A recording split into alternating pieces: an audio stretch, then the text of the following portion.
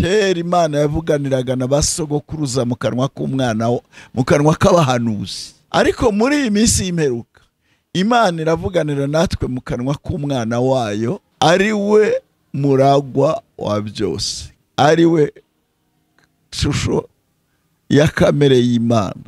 Iyo twumva abantu basomye Bibiliya, ntabwo ari inyuguti gusa dukwiye gufata. Kwa Yesu dufite ubutware, kwa Yesu dufite ubushobozi cyane iyo twizeye amagambo ye yose nk'uko yatubwiye. Aho niho hava ubutware, niho hava ubushobozi tubona mu ijambo ry'Imana, niho hava imigisha yose, niho ijambo ry'Imana ribasha gukiza umuntu rikamugeza ku kigero gikwiriye. Umutima nama, iyo kode Imana yashyize mu muntu, n'Imana izasomaho ibibazo byose, n'Imana izatangaho umugabo wo kudushinja cyangwa kudushinjura, n'Imana izatangaho umugabo wo kuturega cyangwa kuturegura, ngo uyu mutima ufatanije n'ibitekerezo byacu igihe Imana izaza guca amateka. Niyo mpamvu uyu mutima ukorana n'iri jambo. Ibi bikugirira umumaro cyane. Ijambo rihita rikubera, uhita wumva uvugana n'Imana, uhita wumva iri jambo ari akanwa k'Imana muvugana.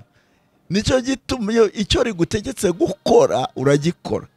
Ndatekereza ko ikintu gituma abantu basubira inyuma, abantu batakaza ijambo ry'Imana, akabyumva ari mu rusengero, akabyishimira, baririmbuka kugira ngo yanezerewe, akabyina agahimbaza, ariko yasohoka akamera uko yari asanzwe, nuko ntabwo yigeze yizera imbaraga ziri muri iri jambo, ntiyigeze yizera ubutware buririmo. Dore ko ikindi kibazo kibaho nuko abantu bashaka gukoresha Imana mu nyungu zabo, ntibakoresha Imana mu nyungu z'Imana.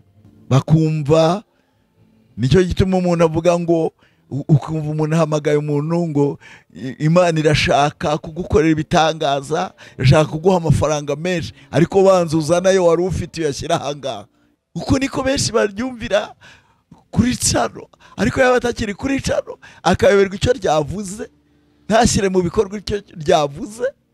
Yaba ari mu rusengero ukabona arishimye, ariko yagera hanze ukabona bya byishimo byashize. Ni kuki ububasha n'ubushobozi buri muri iri jambo butajyana nawe hanzeho, nubwo uvuye mu rusengero, butajyana nawe mu rugo? Umudamu umwe ngo yigeze asanga umwigisha arigisha, aramufasha cyane, ngo arafashwa, araza aramwongorera ku gatuta wari, aramubwira ngo ndakwinginze reka ajya kuzana agahema twibera ahangaha, twoye kuba hahandi uba nk'intare, twigumira ahangaha uhagarara nka marayika. Ntabwo bikwiriye ko duhagarara turabigisha tukamera nk'abamarayika, ariko twagera hanze tugahinduka. Ijambo ry'Imana rigomba kutubamo. Ndagira ngo mbabwire, mbamenere ibanga, buriya iyo turyumva n'umutima ubishaka ubikunze, tuba turi kuvugana n'Imana. Iri jambo ni ryo kanwa k'Imana. Gusenga everyday, gusenga buri munsi. Nusenga uzanesha, nunanigwa gusenga uzaneshwa. Senga. Reka ngusuhuze inshuti ya Gusenga everyday, nizere kumeze neza. Mu bisazo muri kumwe naje Manirakiza Edouard. Abari mu Rwanda turababwira ngo Imana ibaho umugisha.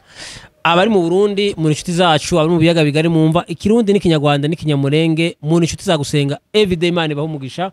Abari muri Amerika turabasuhuje, abari muri Canada turabasuhuje, abari muri Australia Imana ibaho umugisha, abari muri Aziya ibaho umugisha, abari mu Burayi tubabwira ngo namwe Imana ibaho umugisha mu inshuti zacu. Nkuko mubona kuri kamera ya Gusenga everyday, turi kumwe n'umukozi w'Imana Gakumba Timon. Uraho umukozi w'Imana?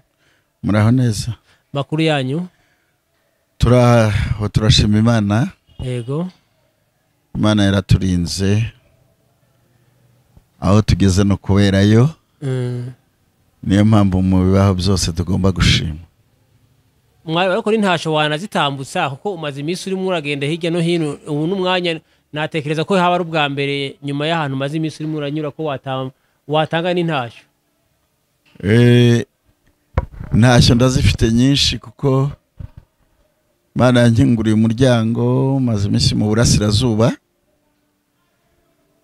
muri paruwase ya Rwikubo ifite amatorero 28, maze kwigisha mu matorero 23, nsigaje 5 nzasoza mu cyumweru gitaha. Urumva rero aho hose uko duhagarara imbere y'abakristo bera b'Imana niko baba rambura ibiganza badutuma ngo aho tuzavuga ubutumwa hose tuzabaho intashyo za bene se. N'izo ntashyo rero kuba twumva kuri yicano nabo tubahaye izo ntashyo zo mu burasirazuba muri paruwasi ya Rwikuba. Mwarakoze rero watangira gusenga Imana. Deka dusenga Imana. Imana data wa twese uri mu ijuru, Imana isumba byose, so umwami wacu Yesu Kristo, turagushimira ko urukundo wadukunze ukaduha Yesu. Twari turushye, twari turemerewe, akadutangariza, akaduha ubugingo, akaduha amahoro, akaduha ihumure. Turabigushimiye kandi turagushimira ijambo ryawe uburyo rikiza, uburyo ribeshaho. Niyo mpamvu natwe turabagabo bo kubihamya. Usenge imitima yose ishobora kumva, matwi yose ashobora kumva, n'imitima yose ishobora gutekereza ku ijambo ryawe kugira ngo bahabwe umugisha, twese tugabane imigisha, kuko ijambo ryawe tubwira ngo wigisha n'uwigishwa ijambo ryawe bagabane imigisha yose. Natwe rero dusabiye abagiye kumva kugira ngo babashe kumva no kumvira, kugira ngo tubone ko tugabane imigisha yose. Icyubahiro n'ubutware no guhimbazwa n'ibyawe mu izina rya Kristo Yesu umwami wacu. Amen. Amen. Kaze mwaje. Mana yacu ishimwe. Umurimo wacu no kwigisha ijambo ry'Imana, kandi tuzi umumaro waryo ryatubeshejeho ritugejeje aha. Niyo mpamvu uyu munsi tugira ngo tuganire ijambo ry'Imana, turebe impamvu ikomeye abantu bagenda bumva ijambo ntibagirire umumaro, bakabyumva bari mu rusengero, bakabyumva bari kuri cano, ariko ugasanga ntibagiriye umumaro nk'uko imbaraga zaryo ziri. Yesu yavuze impamvu nyinshi zituma tabagira umumaro. Yaravuze ngo bamwe ngo risa n'iribibwe ku kara ahantu hatari ubutaka, ngo hakaza inyoni zikazitoragura iyo mbuto. Abandi ngo zimera mu mahwa, ariko abandi zikamera mu butaka bwiza. Ariko turagira ngo tuganire ijambo ry'Imana nk'akanwa k'Imana.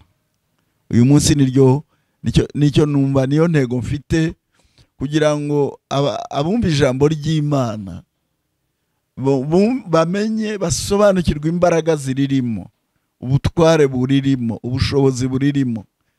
Nicyo numva uyu mwanya tukwiye kuganira. Reka rero dusome ijambo ry'Imana nkuko mbere yo gusoma ijambo ry'Imana, reka mbaramutse mwese mu izina rya Yesu.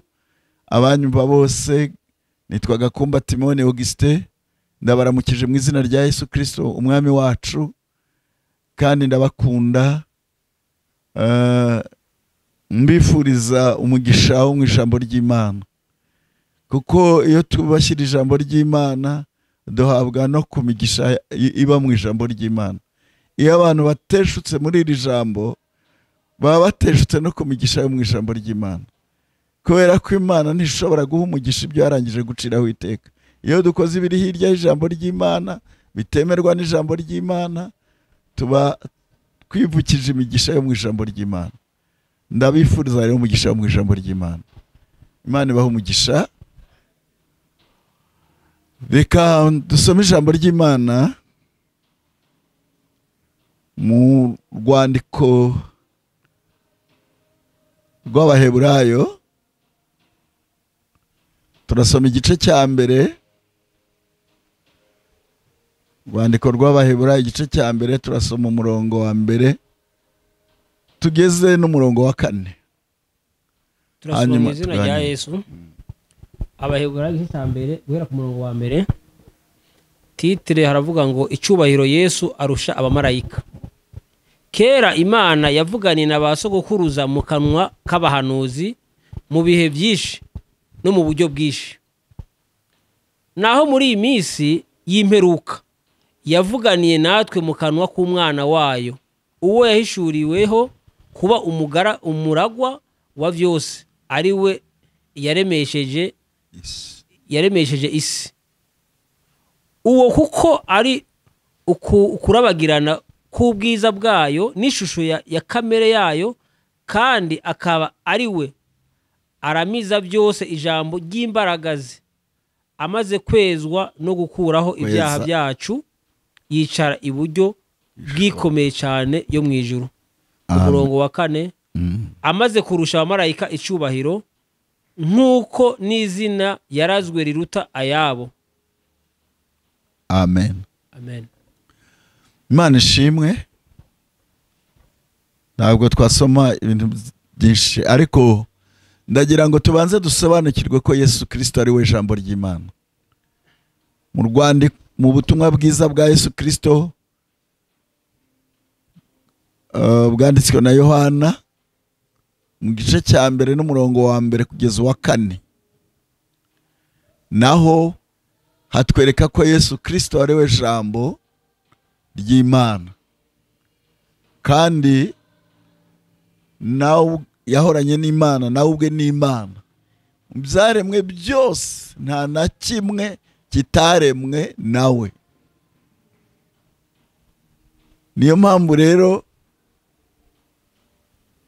umurongo wa 4 w'ubwo butumwa bwiza aratubwira ngo muri we harimo ubugingo, kandi ubwo bugingo ni umucyo w'abantu. Hano rero twumvise ijambo rikomeye ritubwiye ngo kera Imana yavuganiraga na basogokuruza mu kanwa k'umwana, mu kanwa k'abahanuzi, mu buryo bwinshi no mu bihe byinshi. Ariko muri iyi minsi y'imperuka Imana iravuganira natwe mu kanwa k'umwana wayo, ari we muragwa wa byose, kandi ari we shusho ya kamere y'Imana. Ishusho y'Imana itagiboneka, ibonekera muri Yesu Kristo wenyine, kandi niwe uramiza byose ijambo ry'imbaraga. Abantu dukwiye kumenya izi mbaraga ziri muri iri jambo.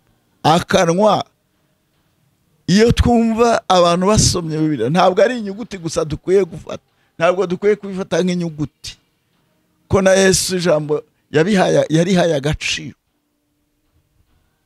Iyo dusomye muri Mariko igice cya 16 umurongo wa 19 no wa 20, Yesu yubahiriza ibyo yari yarabwiye abigishwa be.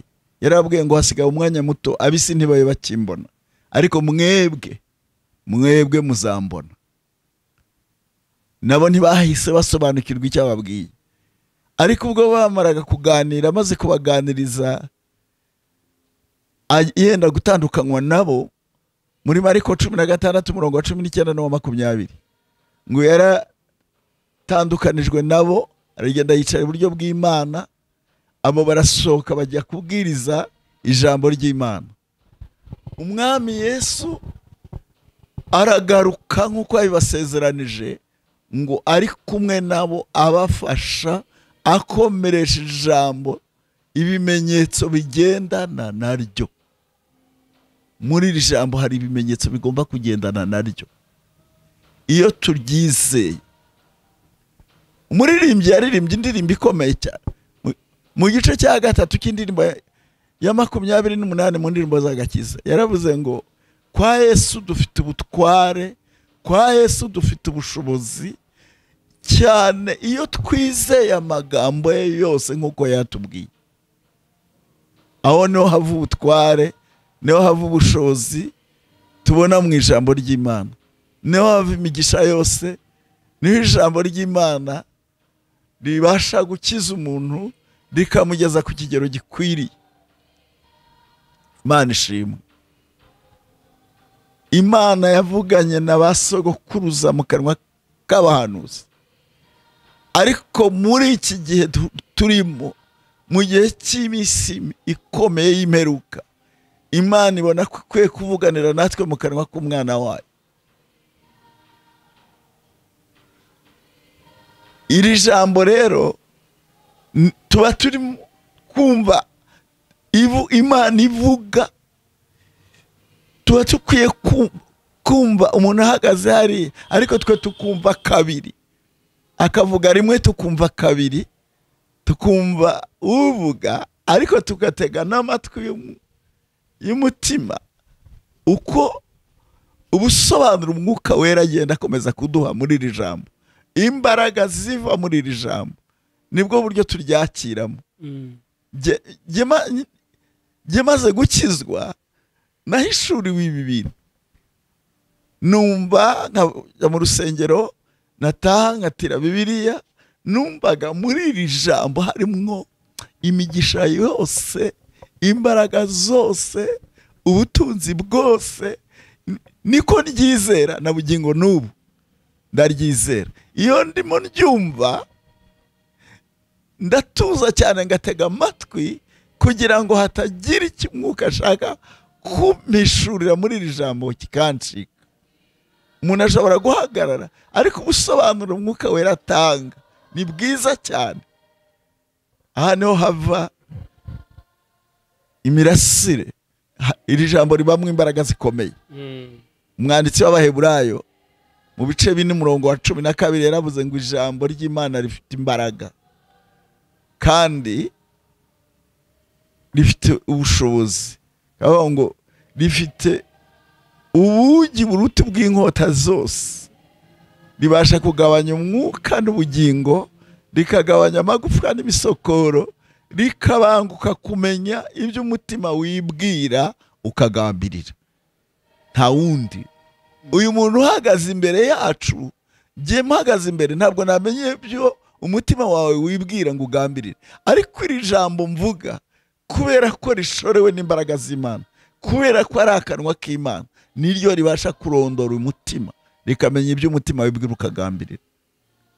Kandi impamvu bikorana n'uyu mutima nuko uyu umutima Imana irema umuntu yamushyizemo kode, nisomaho ibintu byose ari wo mutima uhana. Nijya no gucima urubanza, ntabwo izabaza abapasitori, n'izabaza abigisha ibyo abo bigishije, ahubwo izabaza umutima nama. Iyo kode Imana yashyize mu muntu, n'Imana izasomaho ibibazo byose, n'Imana izatangaho umugabo wo kudushinja cyangwa kudushinjura, n'Imana izatangaho umugabo wo kuturega cyangwa kuturegura, ngo uyu mutima ufatanije n'ibitekerezo byacu, igihe Imana izaza guca amateka. Niyo mpamvu uyu mutima ukorana n'iri jambo. Umuntu mpagaze hano nigisha, wowe ukabishyiraho ubwenge bwawe n'umutima, kundisha Imana umutima wawe n'imbaraga zawe n'ubwenge bwawe n'ubugingo bwawe. Ibi bikugirira umumaro cyane. Ijambo rihita rikubera, uhita wumva uvugana n'Imana, uhita wumva iri jambo ari akanwa k'Imana muvugana. Nicyo gituma icyo rigutegetse gukora uragikora, iyo uryizera utyo. Icyo rigutegetse kureka urakireka, iyo uryizera utyo, rikubera umugisha. Rero aha niho harimo ubutunzi, aha niho harimo imbaraga, aha niho harimo ubushobozi. Nicyo cyatuma ijambo ry'Imana rivuga ngo uwigisha ijambo ry'Imana agabana imigisha yose n'uryigishwa. Erega uyu uryigisha nawe akeneye imigisha yo muri iri jambo. Iyo yaryigishije neza nk'uko Imana ibishaka, nawe imigisha yo muri iri jambo imugarukaho, akagabana n'abaryumvise neza, n'abaryakiriye, n'abaryumviye. Imana ishimwe. Amen. Imana, ndatekereza ko ikintu gituma abantu basubira inyuma, abantu batakaza ijambo ry'Imana, akabyumva ari mu rusengero, akabyishimira, baririmbuka kugira ngo yanezerewe, akabyina agahimbaza, ariko yasohoka akamera uko yari asanzwe, nuko ntabwo yigeze yizera imbaraga ziri muri iri jambo, ntiyigeze yizera ubutware buririmo. Ntabwo yamenye ko igihe yari ariteze amatwi yavuganaga n'Imana. Ariko iyo tubyizeye dutyo, ni uko umuririmbyi yabiririmbye, uvuga ngo kwa Yesu dufite ubutware, kwa Yesu dufite ubushobozi cyane cyane iyo twizeye amagambo yose nk'uko yatubwiye. Aho niho tubibonera, aho niho turonga imigisha yose iva muri iri jambo n'imbaraga ziriho n'ubutware buririmo. Niho duhumuka amaso tukareba ku musaraba tukabona ya soko, niho dushira inyota. Imana ibaha umugisha. Ndagira ngo ni ukuri duhindure uburyo tumenye iri jambo nituryizera nk'uko riri, tukaryemera rikatuyobora. Yesu yabihaye agaciro. Reka turebe ijambo riri muri Yohana, ubutumwa bwiza bwa Yesu Kristo bwanditswe na Yohana igice cya 17 umurongo wa 17.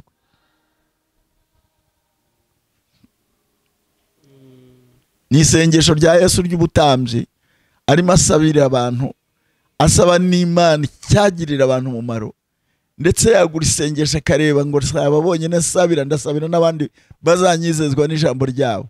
Ariko uyu murongo wa 17 yerekanye uburyo iri jambo umumaro rifite wo kweza. Turasoma mu izina rya Yesu. Ubutumwa bwiza bwa Yesu bwanditswe na Yohana 17 umurongo wa 17, baravuga ngo ubereshe ukuri ijambo, ubereshe ukuri ijambo ryawe niryo kuri. Amen. Ubereshe ukuri ijambo ryawe niryo kuri. Iri jambo ni ukuri, kandi ni ijambo uyu munsi abantu bejejwe n'amaraso ya Yesu Kristo bagatera ya ntambwe yo kumva, nabo bumvise ijambo ry'Imana atubwira ngo dore kwizera kuheshwa no kumva kukazanwa n'ijambo rya Kristo. N'iri jambo ni akanwa k'Imana, tuba tuvugana n'Imana. Iyo turyumviye duhishurirwa n'umucyo urimo. Ariko umwanditsi umwe yaravuze ngo nitudakora iby'iryo jambo ntabwo umuseke uzadutambikira. Niyo mpamvu iri jambo icyo rivuze ntabwo Imana itera waraza, icyo rivuze ni ukuri. Iri jambo ni ukuri, rivuga ukuri. Muri Yohana 8:31, Yohana ubutumwa bwiza bwa Yesu Kristo uko bwanditswe na Yohana ibice 8 umurongo wa 31. Naho reka tuhasome ko sindi butinde, ariko ndagira ngo mbabwire imbaraga ziri muri iri jambo n'ubutware buri muri iri jambo. Ubutumwa bwiza bwa Yesu Kristo uko bwanditswe na Yohana igice cya 8 umurongo wa 31. Umurongo wa 31 turasoma mu izina rya Yesu. Ubutumwa bwiza bwa Yesu bwanditswe na Yohana igice cya 8 umurongo wa 31. Nuko Yesu abwira abayuda bamwemeye ati, nimuguma mu ijambo ryanje muzaba abigishwa banje nyakuri. Namwe muzamenya ukuri, kandi ukuri niko kuzababatura. Amen. Yesu nashimwe. Amen. Abwira abayuda bamwe, nimuguma mu ijambo ryanje muzaba abigishwa banje nyakuri, kandi namwe muzamenya ukuri, ukuri niko kuzababatura. Yesu nashimwe. Amen. Muri iri jambo harimo ubushobozi abantu batabona, kubera ko bizera ibigaragara n'ibizera ibitagaragara biri muri ryo. Bizera inyuguti, bumva iyo umuntu ahagaze aryigisha, batangira kumureba uko ateye, uko yambaye, uko ahagaze, uko abyibushye. Abandi bagatangira kwibaza aho avuka n'ibyo yize. Ahubwo umwuka wera ashaka ko twibaza imbaraga ziri muri iri jambo, imbaraga zadukijije, imbaraga zikura umuntu mu businzi, imbaraga zikura umuntu mu bujura, imbaraga zikura umuntu mu busambanyi, imbaraga zikura umuntu mu byaha yarogaga zikamukiza. Imbaraga ziri muri iri jambo ziha umuntu utarigeze yiga akamenya, uwavutse atareba akamenya, akavuga iri jambo ashize amanga. biri muri iri jambo. Iri jambo ririmo ubwenge, iri jambo riratunze, ririmo ubutunzi, ririmo ubwenge, ririmo icyubahiro, ririmo ubutware. Muribuka ko Satani yashatse kurikoresha uko bitari, ubwo Yesu yari mu butayu asenga. Ku munsi wa 40 araza aramubwira ngo ndabona ushonje, hindura aya mabuye yahinduremo umutsima urye, dore urashonje. Aramubwira ngo handitswe ngo umuntu ntatungwa n'umutsima gusa, ahubwo atungwa n'ijambo ryose riva mu kanwa k'Imana. Iri ni ryo jambo ryavuye mu kanwa k'Imana. Amujyana ku gasongero ka Yerusalemu, ashaka kumubwira ngo, aramubwira ngo niyijugunye hasi, handitswe ngo izamutegekera abamarayika bo kumusama ngo adasitaza ikirenge kwiwe. Abantu benshi bari gukora nka Satani, bakavuga ijambo ry'Imana uko ritari. Niyijugunye, ntabwo bizanditswe ngo niyijugunye, ariko aramubwira ngo handitswe ngo ntukagerageze Uwiteka Imana yawe. Iri jambo umuntu ashatse kurikoresha nabi arikoresha nabi, ariko ririmo ubushobozi. Ari naho yamujyanye aramubwira ngo amwereka isi n'icyubahiro cyayo, aramubwira ngo biriya byose narabigabanye kandi mbigabira uwo nshaka, nupfuka mukandamya ndabikugabira, biriya byose ndabiguha. Aramucyaha aramubwira ngo handitswe ngo uzapfukamira Uwiteka Imana yawe ari uramya gusa. Haleluya, amen. Niyo mpamvu iri jambo benshi bashobora kurikoresha uko bitari nka Satani. Ikituma iri jambo ryanditswe ngo izagutegekera abamarayika bo kugusama ngo udasitaza ikirenge kwibuye, n'igihe habaye impanuka, n'igihe Satani yagusunikira ashaka kugusunika, yagusunika kuko ahora yifuza ibibi. Yasunikira umuntu mu bupfakazi, akaba umupfakazi, ariko Imana ikamutegekera abamarayika bo kumusama ngo atagwa, ngo atabivamo, atava mu ijambo ry'Imana. Yasunikira umuntu mu bupfubyi, ariko iyi mfubyi ikomeje kwizera ijambo ry'Imana n'ubutware buririmo, akomeza gukomera. Imana imwohereza abo kumufasha. Uburyo bwinshi. Dore ko ikindi kibazo kibaho nuko abantu bashaka gukoresha Imana mu nyungu zabo, nibakoresha Imana mu nyungu z'Imana. Bakumva, nicyo gituma umuntu avuga ngo, ukumva umuntu ahamagaye umuntu ngo Imana irashaka kugukorera ibitangaza, irashaka kuguha amafaranga menshi, ariko banza uzanayo wari ufite uyashyira ahangaha.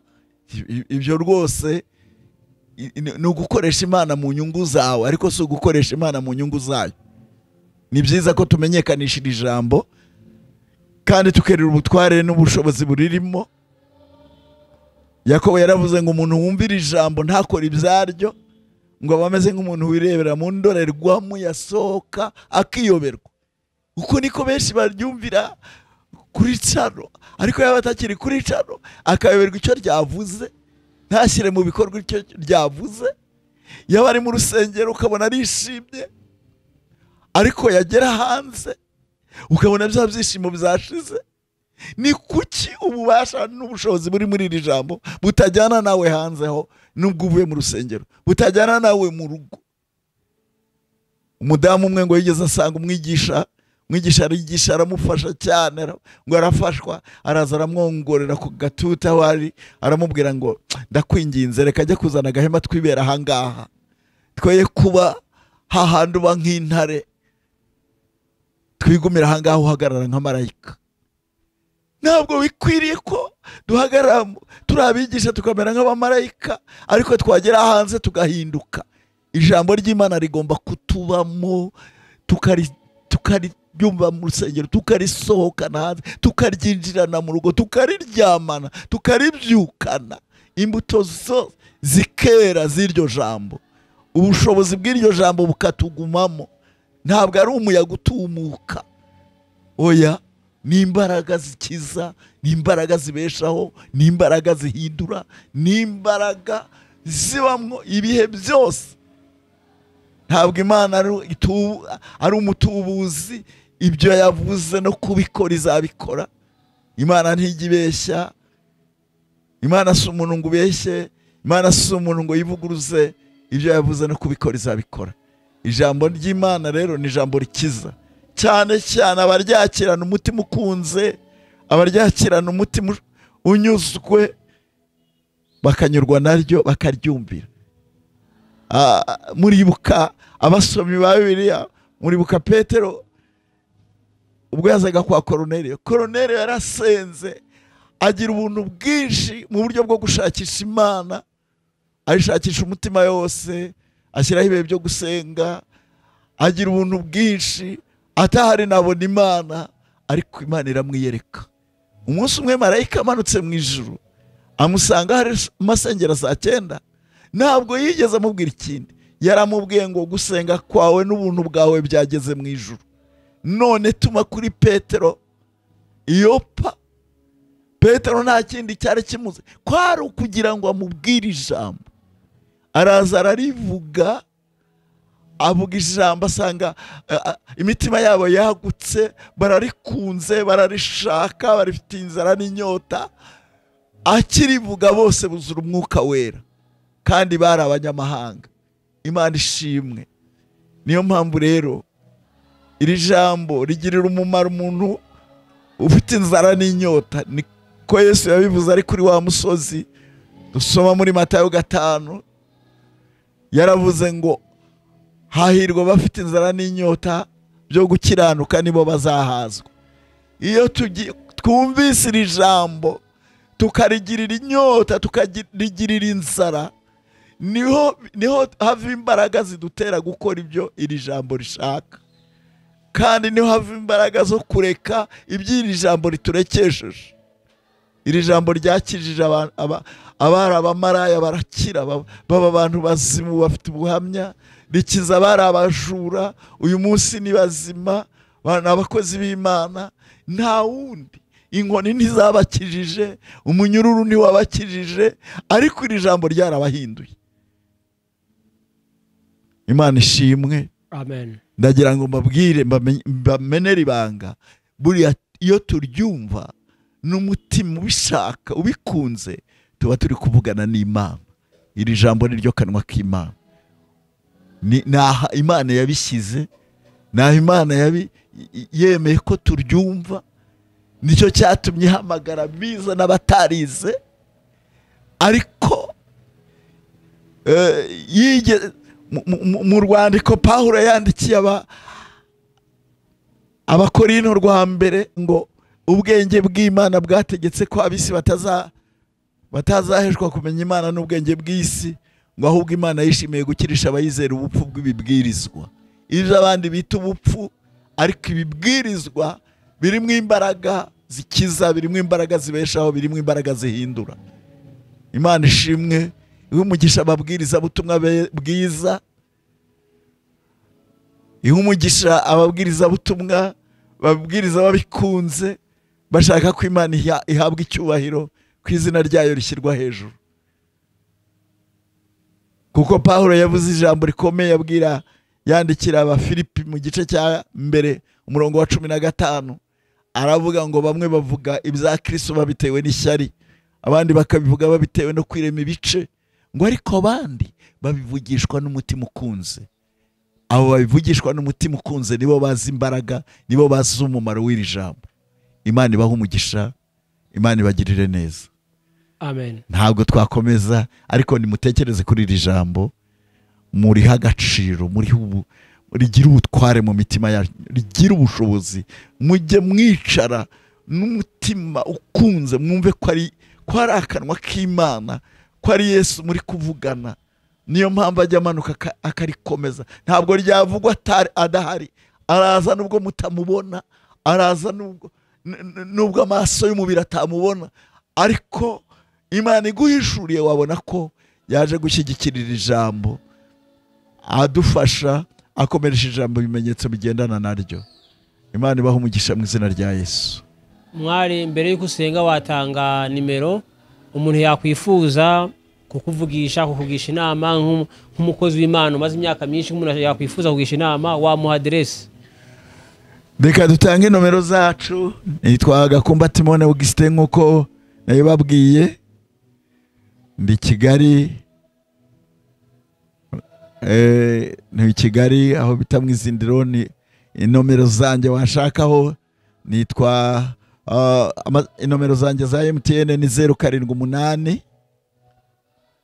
22 3 8 6 wayisubiramo 078 22 3 8 6. Imana ibaho umugisha kandi witeka abagire neza. Iri jambo niryo riduhuza, niryo ridukundanisha, niryo dukumburaniramo. Ni mu mbabazi za Kristo Yesu turabakunda. Imana ibaho umugisha mu ijambo. Reka tugabane imigisha yose yo mu ijambo ry'Imana. Amen. wasoza usenga mwari.